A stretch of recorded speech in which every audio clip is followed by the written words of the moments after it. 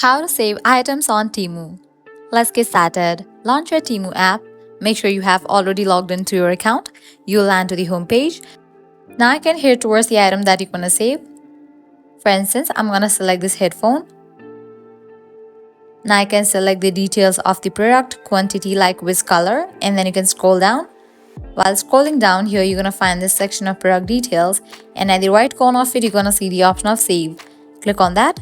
After it turns to orange, you have just saved this item. Now this item has been saved to your wish list. Likewise, you can head back. By following the same steps, you can easily save other items as well. Just click on it, scroll down, and click on the option of save. Now I can head back. Now I can click on this option of view. Once we're in the view tab, here you're going to find this section of wish list. Click on it. And here you're going to find all of your saved items. So this is how you can easily save items on Temu. At the end, if you guys find this video helpful, don't forget to like, share and subscribe to our channel. Thanks for watching.